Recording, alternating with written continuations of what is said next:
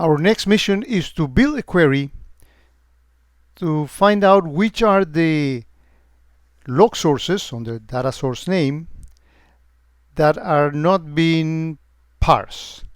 And the way of knowing that is the low-level categories of events that are not parsed in login sites are between 10,000 and 11,000.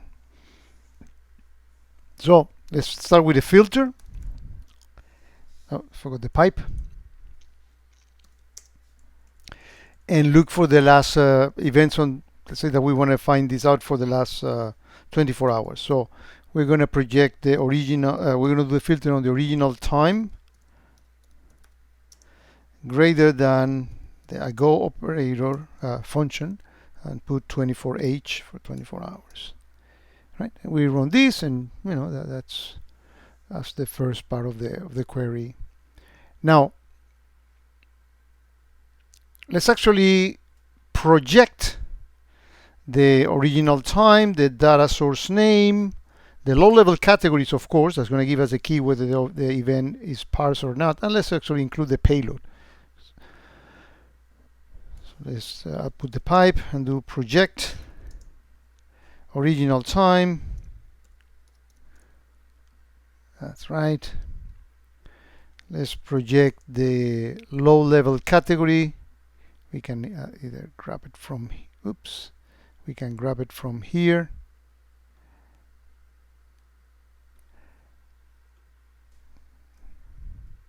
And of course, we want the data source name. Didn't mean to click there, but just to do the copy. And let's put the payload. So far, so good. So now we have, this is the only columns that we are interested in.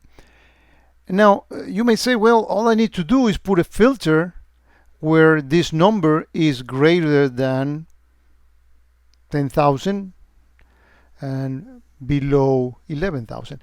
The problem is that these low-level categories is an array, and these elements are strings. These are characters. So I cannot do the comparison, the numeric comparison, because these are characters. So that's what we're going to be using the next operator. So we pipe that, and we use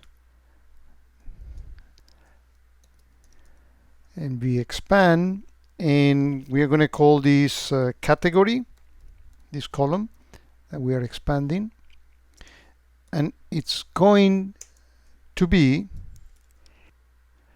these low-level categories. We're going to convert it to an integer.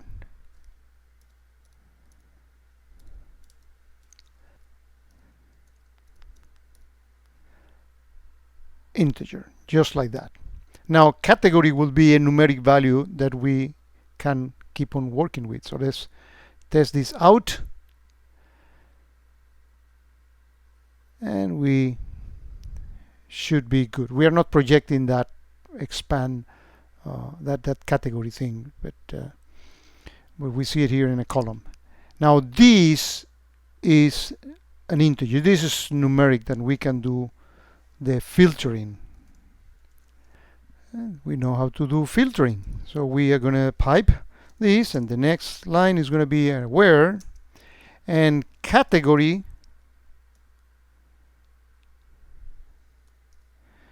that new column that we just expanded, is going to be greater than 10,000. We said we don't put the decimal, that's 10,000, but also below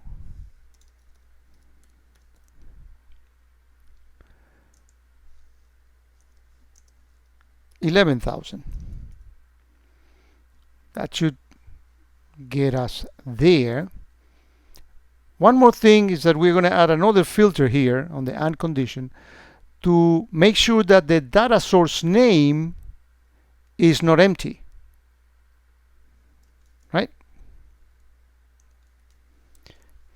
And we have shown in previous videos the is not empty operator. It's not empty. And we just copy that data source name. Now we have, up to this point after this filter, only those events that had not been parsed on the last day and the data source name is not empty. So all we need to do is project the columns that we want.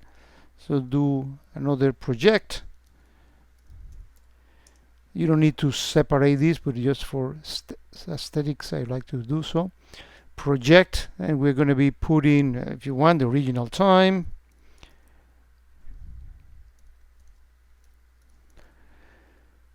We want to put the low-level category. Oops.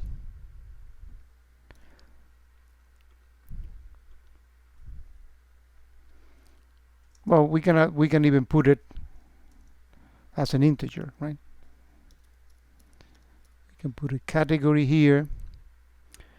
We can put, of course, the data source name and the payload. I'm not typing very well today. And the payload, and we can take 100 if you want, or and run this. Let's see if I didn't make any mistake in doing so. And here we have them. You see, these are all categories that are above 10,000 and below 11,000, right? In fact, we can sort them the other way around.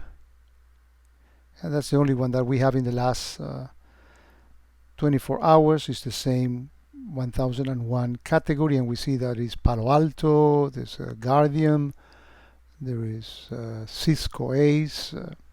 Again, that is the MB expand. Think of the MB expand as the opposite of the summarize, like the summarize for grouping, and this thing is for kind of ungrouping, of expanding an array, which is this one, low level categories. And not only doing it that, we are expanding it, but we are converting, we are kind of casting it into an integer, so we can do these integer type of manipulations.